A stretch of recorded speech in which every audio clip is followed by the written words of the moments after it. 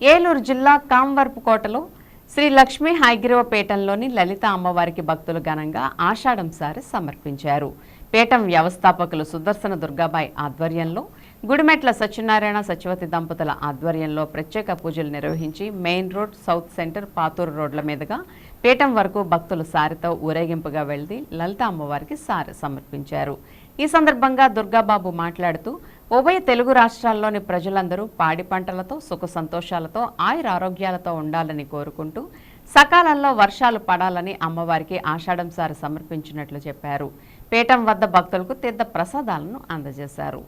బ్రాహ్మణ పురోహిత సమాఖ్య తరపు నుంచి మన శ్రీనివాసరావు గారు దానికి గౌరవాధ్యక్షులు స్టేట్ వైడ్లో అయినా అలాగే మన చిరంజీవి గారు కూడా. అయితే ఈ అవకాశము ఆ రోజు ఇంకెవరికీ కాదుట, కేవలం బ్రాహ్మణుల సంఘం ఏదైతే ఉంటుందో ఆంధ్రప్రదేశ్ మొత్తము వారందరూ ఉంటుంది. అకార ఉకార మకార స్వరూపం అంటే ఓంకార శబ్దంలోంచి అమ్మవారు వచ్చారట. ఆ అమ్మవారు అన్ని అమ్మవారు ఇంకో అమ్మవారు మన గ్రామంలో 4-5 రకాల దేవతలు ఉన్నారు. అలాగే ప్రతి గ్రామంలో అనేక రకాల నామధేయాలతో విరాజిల్లుతుంది అమ్మ. అలా మొత్తం ఈ భూమి మీద 1,00,000 రూపాయలు ఉన్నాయి ఆ లలితామ్మవారికి ఉద్భవించినటువంటివి.